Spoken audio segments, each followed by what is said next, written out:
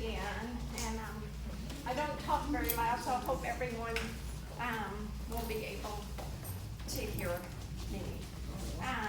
I would like to welcome everyone to the gallery, and I thank you all so much for joining us this afternoon. And I would like to extend a very heartfelt thank you to Roberta Buckles. Thank you for putting together this wonderful exhibit showcasing the many artists that she has mentored over the years. We are very honored and delighted to have you all here. And I would like to give special thanks to Sarah McKeithen. She designed the catalog, the postcard, and she does our Instagram post as well.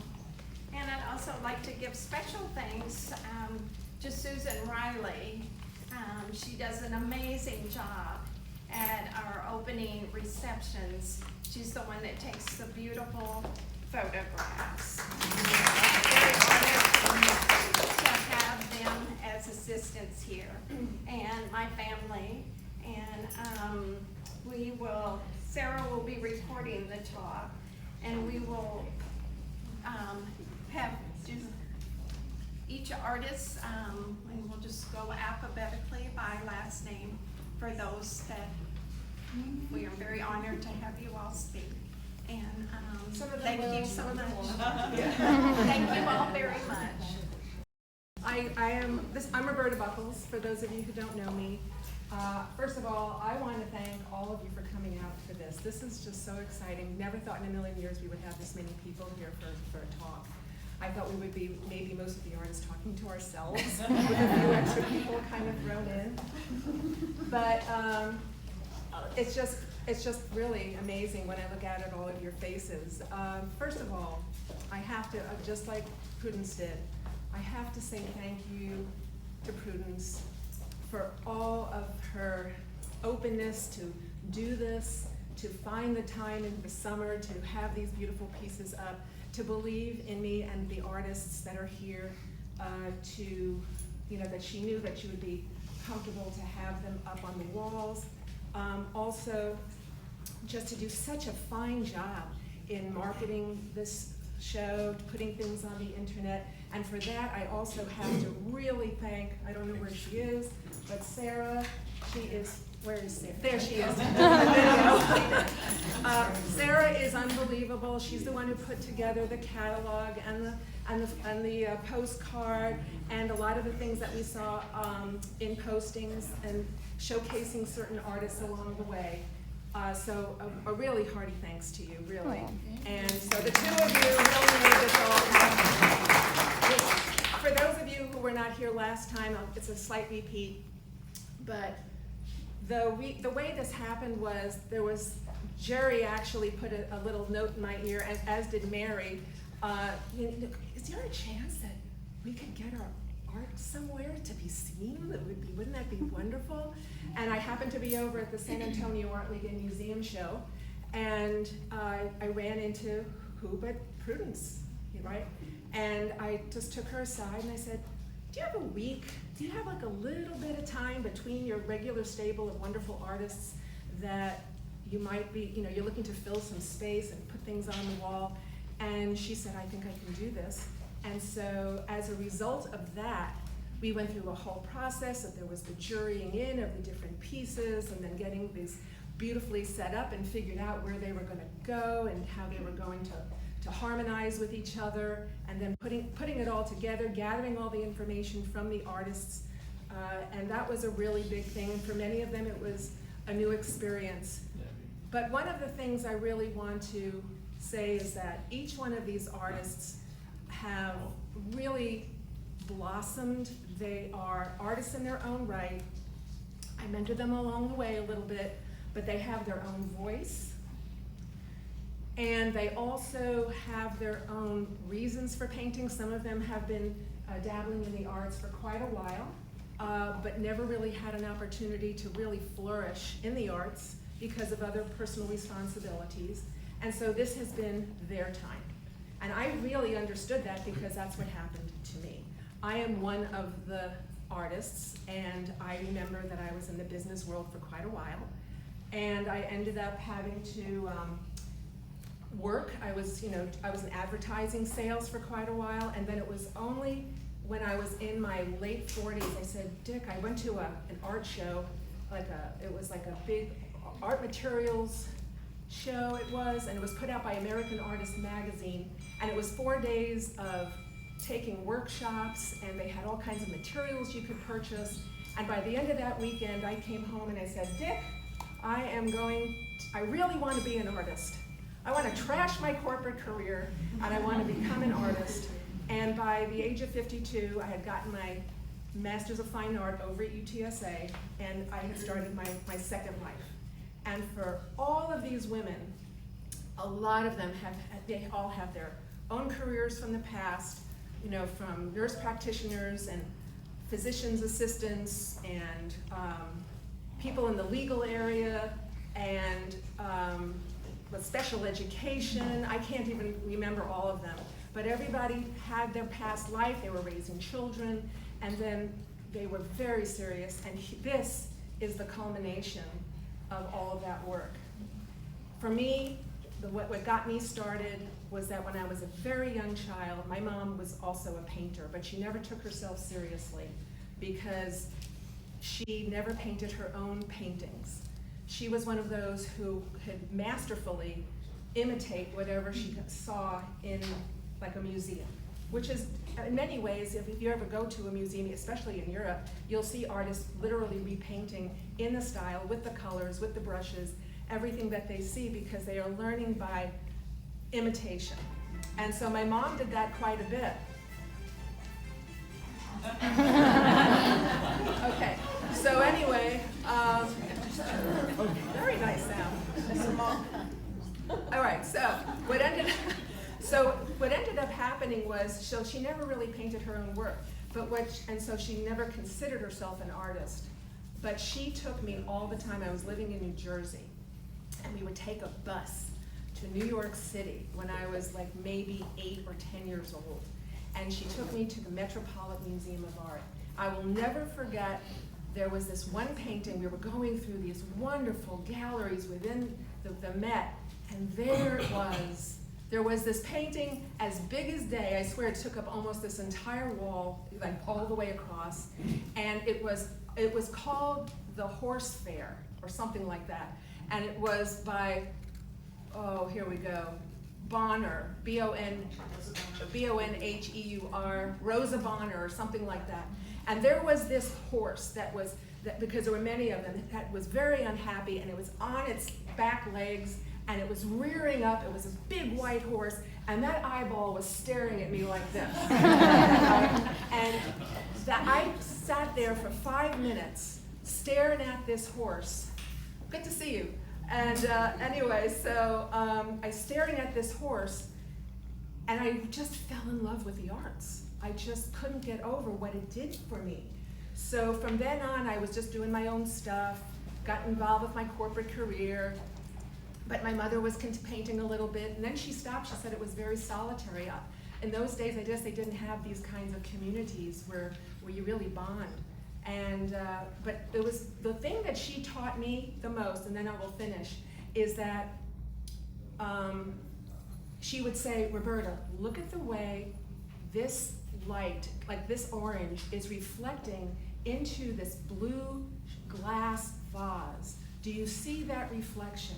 Do you notice those little details that you would go unnoticed, unappreciated, but because the artists who really know how to do that kind of work happens, it becomes alive because of those are the details. As a result of that, the work that I do turned out to be almost entirely, except for 1 or 2 different series that I did, but most of them had to do with undervalued and just passed over little moments in time, like little pieces of mylar that you would throw into the garbage and then you blow them up and they're this big. or I would have shredded paper, and all of a sudden I'm looking at it and I'm saying, wow, that's really kind of interesting. So all of my work has been about, a lot of it has been about that kind of noticing the things that are undervalued and overlooked, and you blow them up into something that makes something important, and then you look at it differently. Because we go through life obviously not paying attention to a lot of the details, and it's in those little moments that beautiful things happen, which is why all of this art is here, because a lot of the artists who are doing realism are noticing small moments of beauty, and the artists who are doing the more abstract works are having just joy of finding how that brushstroke or how that color meets the other color, or that softer hard edge. That is what got these people going. Some of the artists here do their work because of emotional or spiritual reasons. Some of the artists just love the joy of just the mantra of working with the paint and the use of the brush. Some of them are expressing places that they have been that absolutely have blown them away. Some of them like to be playful, like with the animal portraits, and how they bring character to the individual faces. That's all I'm going to say. And so, because there's so many beautiful artists here, I just want to say thank you to all of the artists who made this show so fabulous. Painting for about 12 years, and these are two of my pieces that are on display. I am going to call them contemporary impressionistic, because they're a little bit on both, you know, what I've been doing. And we talk about being in a lane. I have several lanes, but this is one of my favorite lanes that I like to work in, and basically it's paper on top of the canvas, and then I paint on top of it. It's acrylic.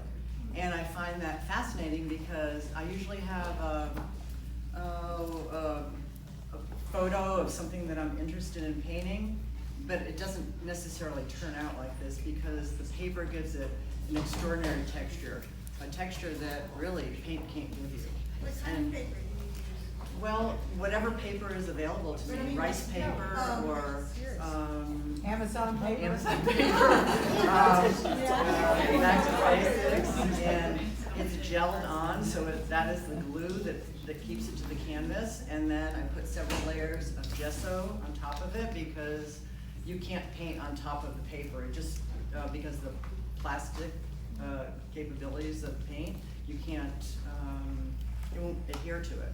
So that's kind of what I do, and I don't know what else to say.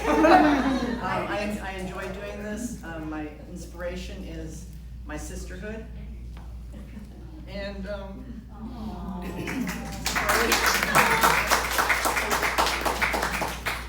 we just get a lot of good vibes from all the people who paint with. So. It's incredible. We get a lot of inspiration from each other. We learn. I mean, my learning capabilities are just continuing as time goes by. And I just love my little group.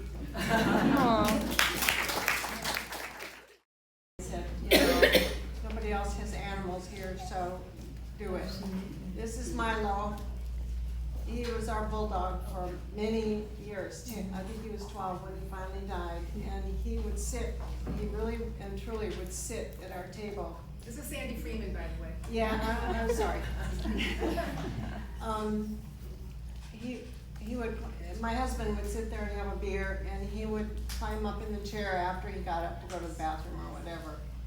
And I got a photo of him one day sitting in the chair at the table and decided to paint it. So my life, my whole life has really been about animals and horses. I've ridden horses and ridden and trained horses for 50 years. Stopped doing that because I was always sort of interested in painting, and because I got breast cancer. And we lived at the time in Park Rapids, Minnesota, which is in the boonies. And I needed something to keep my mind occupied and something to do with my time. And so I found somebody to teach me watercolor painting, and started then and have continued since then. Moved on to oils and acrylics, which I really like. but my first love and my only love really is the animals. And I've painted, I've done other things, I've done people, and I've done landscape, but I always go back to the animals. So that's. She's got an amazing orangutan. I did. And an amazing sheep. And your horses, of course. Thank you. I love the colors that you have in your dog. Thank you. Do you see those colors there, or do you like go through a process of deciding that this needs to be orange on the top of his Yeah, head? with him, this was a pour. I started out with a pour, which is you just throw the paint on, acrylic paint on, and I had him sketched in there, and I don't know, the colors just sort of evolved from that pour. So this one was sort of different. That one over there is a pour as well. And I don't know what to tell you, but I just do what strikes me. But the horses in particular are my love, horses and dogs. I love, love, love animals. And that's where I get my inspiration, so. I just want to add something. You have the unique ability to give a personality The personality. to your she's- animals. Oh, thank you. I have never seen any animal painting I liked until I saw yours. Thank you. It's a soul. You're seeing I the soul get of the animals. animal. I get animals. I really do. More than people. Honest to God, more than people. How many of you have been to the rodeo here? How many of you have been to the rodeo here? You may have seen her on in the Palomino Patrol on one of her Palomino horses. Yeah, this horse right The here. American flag as they would start the rodeo. Yeah. That horse there, his name was Duke, and I rode him for 6 years in the rodeo every year. And, yeah. So that was fun. But anyway, I've taken up enough time. Thank you. I'm Liliana Clark. A lot of my friends here know me as Lee, just it's gotten shortened to that. And Roberta did tell me, oh, don't worry, it's just be a bunch of your friends. We're your friends. Yes, thank you. So I absolutely love art. There are some people that get up really early in the morning and just start painting. That's not me, but I usually stay up late at night and paint. But I've always enjoyed art. As a child, in my youth, I always had charcoal pencils and would just sketch all the time.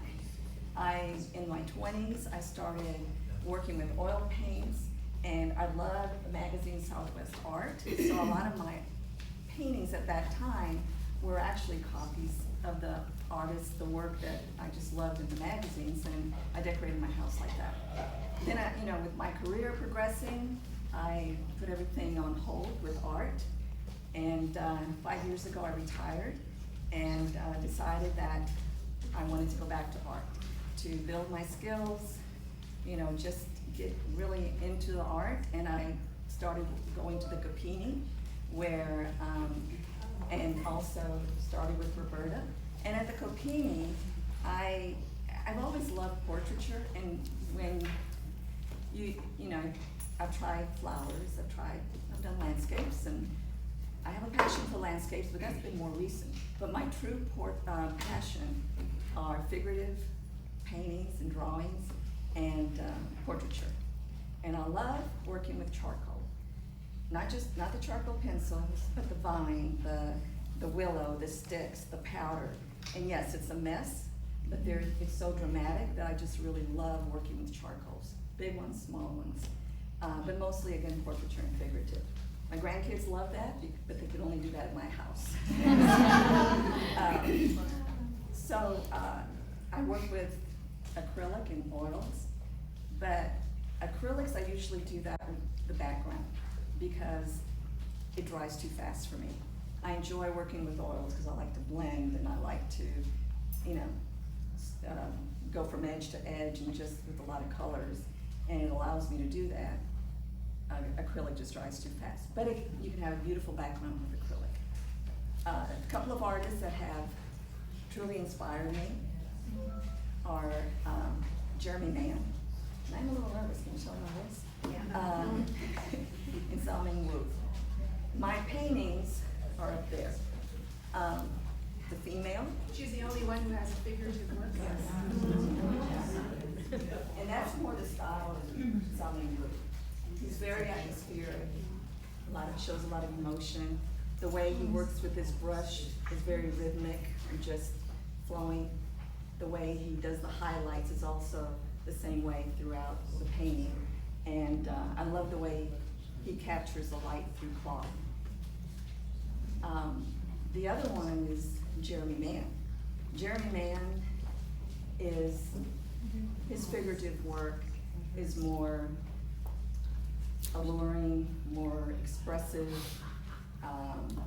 It's more dramatic, powerful, and very sultry, kind of sultry interiors and backgrounds.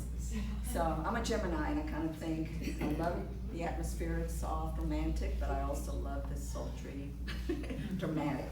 I think it's a twin in me. But so I love the portrait. Most recently, I started working with doing landscape. That is Colorado, and that one in the corner is mine with the Dolomites. Most of my landscapes come from photos that I take in my travels. Been doing a lot of traveling since I retired, and if there's a scene that just takes my breath away, or I mean just awe, and it could be the colors, it could be the power of like the Dolomites, the storm. That's what captured my attention with that painting, is just that squall over the rooftop of the Rockies. And that's what I like to do. I like to paint landscapes, portraiture, and figurative. I want to continue to grow in my art and develop my style. What I really want to do is evoke when a viewer sees my work. If it's a landscape, I would like to be able to immerse them into my painting. Let them feel the sunlight or the coolness of the grass or that storm brewing. And with the portraitures and the figurative, I don't like to just, I'd like it to be kind of a story. I like to create a curiosity where the visitor or the viewer is looking at it and trying to figure out what is she thinking, what's happening to her. And so I like to paint characters that have a lot of personality. And that's what I'm hoping that my paints will show, not just the likeness, but the personality of that individual, show the emotion of that individual. So I want to thank you, Roberta, even though you did not tell me the truth. And Prudence, this has been a true honor as having my work here in this beautiful gallery with all this beautiful art and beautiful people. And that's the other thing that I truly love for what I'm doing now in my career, and not my career, my retirement, is that I belong to a beautiful group of women art community, and brings me a lot of joy. So thank you. Ditto to a lot of what has already been said. I too, I've started art. I have been a special education teacher for 30 years. And before that, I was going to school. I thought I was going to be a commercial artist and did take some classes in art history and that type of thing. And then life, our plans don't always stay what we thought. I had 4 children, which was a joy. And then I later went on and finished my education in special education. So when I retired, it was right before COVID. And I'm like, what am I gonna do with myself? And I started, I took like a watercolor class. I had never painted with watercolors. I had in the past painted oils. I was basically self-taught at that time. And I did some commission work. It was like small paintings and all. I lived in rural Virginia at the time. And so I did paintings of people's homes and their boats and quilts and just kind of different things. But then I decided to go back and finish my education. So I got in, I started doing watercolors and really enjoyed that. I had no studio, so I used my laundry room. I moved my husband moved a big drawing table in there. And before I knew it, that was too small. Then I had things in the hallway, and then I had the upstairs. She had things in the hallway, everywhere. They're everywhere. And then my poor grandchildren got kicked out of their room, and then so that I have my little studio up there. I really like experimenting with different things, and like with Lee and Mary, several people in here. I took classes also at Copani with doing portraiture, which I loved. I never thought I would be able to paint someone's portrait. So one thing that we learn, even though we're older, is we can still learn. There's still skills that we can learn. And the one thing about being an artist, you never get there. The more you learn, the more you want to learn. And like Roberta was mentioning earlier, you learn to see the world differently. You see yourself differently. You're looking at light differently. I mean, colors, light, the way things reflect, shadows, all of a sudden that becomes so important to you. Things that you don't really think you would notice. Or the same thing with people. You catch a person's, especially someone that's kind of a character, and you just are like, oh, I wish I could paint them. So I enjoy, my paintings, this is one of them, an abstract. The big blue one. And then over here with the sky, and then the one next to it's pottery. I really like experimenting with different things. So one thing I've learned about myself is I get bored very easily. And being a special education teacher, I always worked with children with ADHD, and then I started realizing I think I have it. Now I know why I fit. But I really like playing with different materials and substrates. These happen, those are oils, that's acrylic and alcohol inks. But the problem is I keep buying and accumulating all of these materials, and it's just taking over. But it's been like a joy, it's fun, something that, a good hobby for, excuse me, I'm losing my voice.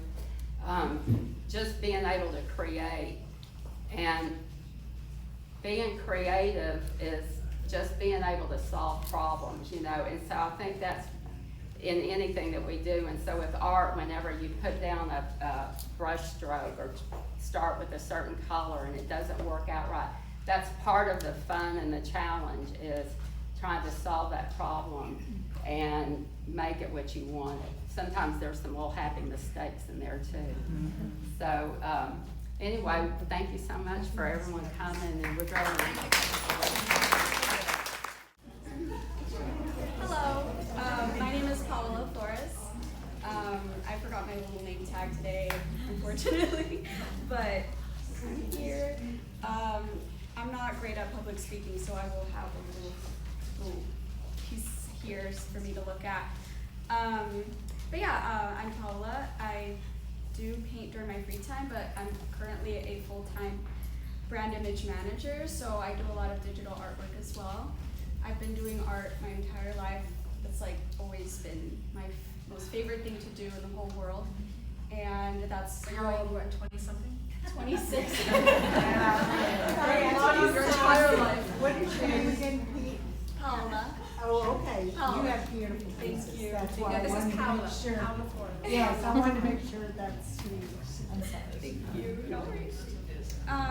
So yeah, like I've always drawn my entire life and just been really intrigued by all kinds of art. I've literally grown up like with watercolor, with colored pencil. I started like drawing on coloring books. Like that's just how it always was for me. And so when I started getting to the point of like, what do I want to do when I grow up? It was always like artist. I don't care what, just artist. And so then, you know, I ended up getting into digital art around the time that I was like in high school. I was doing a lot of watercolor painting at that point. But then I was like, okay, I do also really like the industry of like animation and doing digital artwork and graphic design. So I ended up studying that at the University of Texas in Austin. And I was just like doing a lot of digital work for 4-5 years, and you know, it kind of took me a little bit away from the traditional artwork. And then when I got my full-time job doing that, I kind of realized like I'm kind of sick and tired of staring at a screen all day, right? Like it was basically doing artwork, staring at a screen, which is amazing and I still love it, but I did miss having that hands-on approach on painting. And so after I moved to Florida to work at Disney World for like a year, that was like a side quest kind of thing. And then I came back to San Antonio, and then I was like, okay, let me see, like I do have some free time on my hands and I'd love to get back into painting. So that's when I reached out to Roberta, which I love her so much. I think that this class with Roberta has been one of the best experiences of my life, especially in this chapter of where I'm like kind of working from home and doing digital work. I have this space where I can just go to class, meet these wonderful people that I love very much, and it was like my favorite part of the week to go to class. And she has taught me so much, like insane amount of like skills that I never even really knew I could do when it comes to oil painting. And it just opened me up to that world. I've never really done oil painting that much. I did like one class in college and then that's it. But I loved it. So I really just wanted to know what else is there, how can I be, you know, how can I approach oil painting in a more professional manner? And I think Roberta did an amazing job at teaching us how to really be particular about the colors and laying out all this stuff, like, you know, getting all the right equipment. And I also started expanding my my stuff. It's everywhere in my house currently, like just in the hallways, in the living room. But I love it so much. It's been so amazing. I want to say your work, and I see Roberta's influence in it, the light that is reflected in your work is just fabulous. Yeah, she is like the reason why. Like I know you're the reason. But she's like a big, like I would say she's a huge part of it. Really, like I think having a great instructor just really brings out like what you can put on a canvas. You know, I think that I always ask Roberta, like if I'm working on something, I'm like, am I doing this right? What would you do differently? Or I always think in my head, what would Roberta do? Like it's always that. And I think that this is a really great, like it opened a door for me in oil painting and just traditional painting in general that I do see myself doing a lot more in the future. And I'm just so excited to see what else I can make. A little bit about my art, I guess it's just really like, I love capturing light and color and reflections. You might see that in my paintings here. It's all about color and just like, I love realism. That was something I did a lot in high school with watercolors, but with oils it was like, wow, like I can really do realism with this. And I just, you know, just capturing the colors. I love to paint fruit. Like I just figured that out. I love it so much. That's like my favorite subject.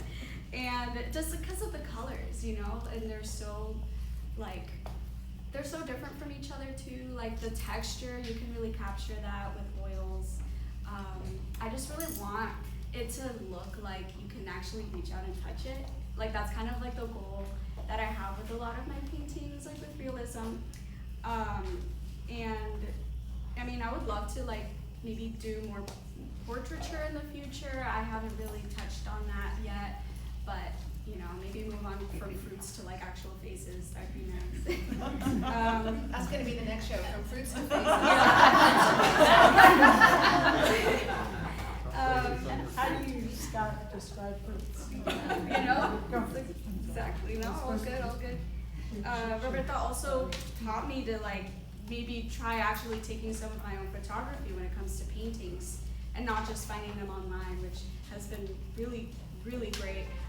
The painting right here that I have on that wall with It's the last one. the apples and the flat white wall here. Yes, it's called a colorful close-up. That one was a photograph that I took in my kitchen. Like, and I loved how it turned out, and I was like, wow, I can actually take my own photographs from reference. I love working from reference.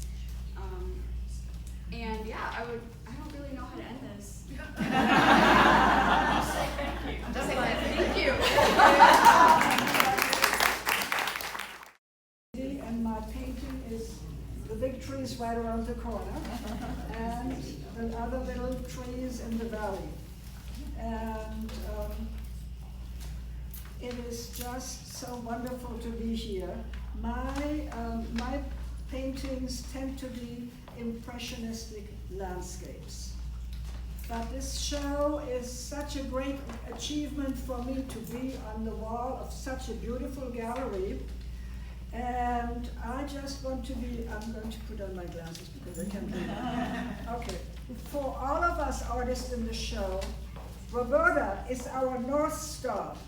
Her ability to understand our very different styles, from blow-away abstract to completely realistic, and yet find the right inspiring words to bring our work to another level is amazing. Thank you, Professor Buckles. My work is playing with the colors, the lights, the shapes, and the tonalities I observe around me in this area, as well as in the trips that we take around the world. Personally, I have a deep connection to a forest, to trees, because as a child I was permitted to play in the 1300-year-old city forest of the city of Frankfurt, which was safe, and you could go there and spend a day there. And that's what I did. So trees, meadows, and lakes, they comfort my brain. They are my motives and my themes. I didn't start to paint at all like a professional. I started painting after retirement. A friend gave me a watercolor set, and then I took lessons, workshops, classes that kept me going. After a lifetime spent exclusively with numbers and equations, my brain is still adjusting every time I put a brush into paint. It's like, okay, one side of the brain stopped, go to the other side. Joining GAGA, the Gentilesti Artemisia Gallery Association, founded by Silvia Benitez, brought my work to a different level because I found a community of women artists. And that is so inspiring and so wonderful. And then from that one, I was fortunate enough to get into a collaborative critique group. We meet monthly and we critique our paintings. But we only have to say positive things, how you get from where you are to the next level. Mm-hmm. And that is so energizing and inspiring. And I'm honored to be here among all of these wonderful artists. Now, my technique consists on painting, and then painting again, and then painting some more.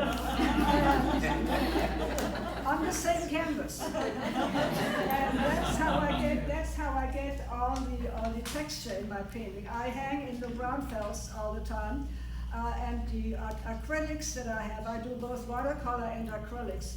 But when I'm there and I see children, I said, come over here. You're welcome to touch my painting. Go put your fingers right on them. It's acrylics, it's all white. And they go, oh my God, it has bubbles, it has all kind of stuff on it. You know, yes, that's what makes the color come alive, really, and that's it. Now, meanwhile, nowadays, after having worked in Chautauqua in workshops and talk to friends and family, so my work is now hanging in private collections on the East Coast and the West Coast, and in some public spaces as well, in New York State and here in San Antonio, as well as in Germany and in Mexico. I just want to say that painting gives me joy.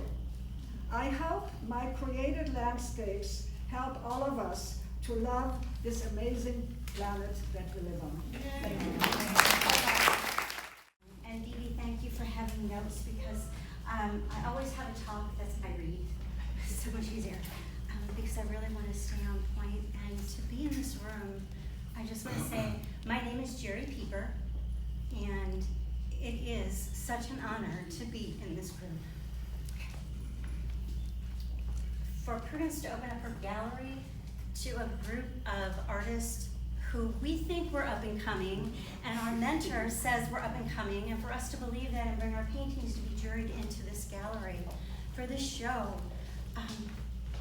there are just no words. So I'll go on to my talk. In my artist statement, I share a line from an ancient poet, Rumi. You may know him, you may not know him. And I use this line from him as a mantra and a guide when I'm in my studio. He wrote many things, but this particularly, he wrote, "Let the beauty of what you love be what you do."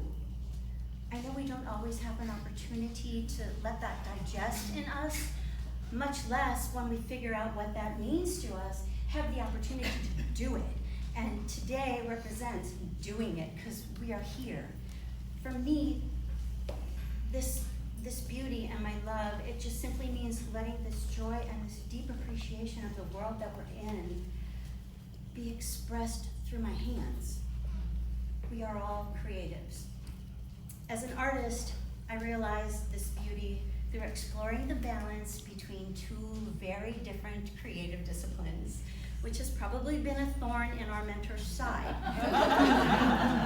However, she has not stopped me from going down this lane and then taking the fork in the road and going down this lane, which is why I brought this in the forefront. When you look at my work, there are two pieces here that are representational landscapes, and there is the monarch, butterfly, and cosmos over here. And then you have this piece. It might look like this is not by the same painter. Can't be. So on one hand, I have this structured, vivid world of representational landscapes, and on the other side, I have just this total abstract world. They're really not contradictory styles to me, but they are how I challenge myself to find a balance on the canvas.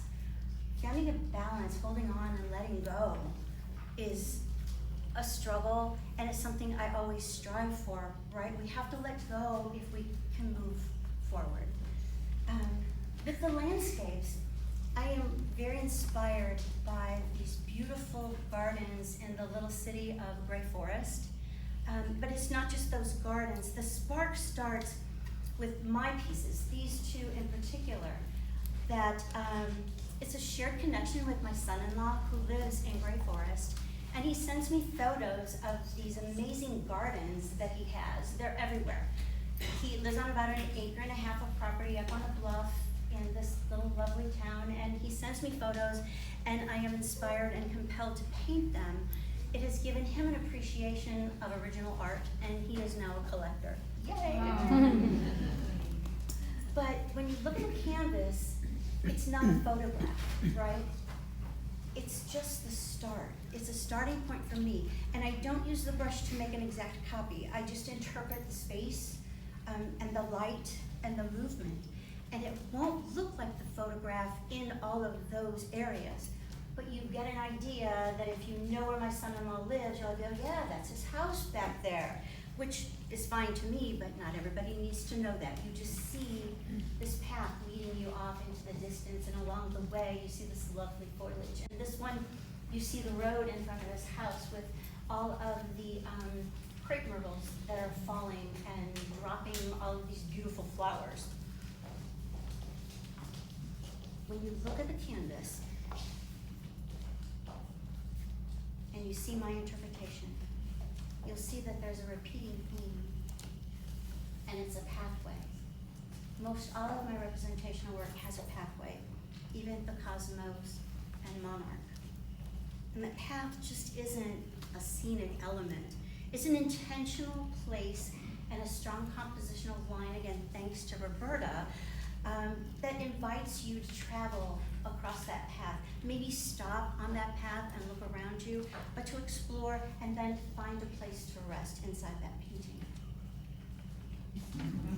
And while landscape paintings require a whole different level of my ability and my discipline, which I don't have a lot of, you can ask my 96-year-old mother.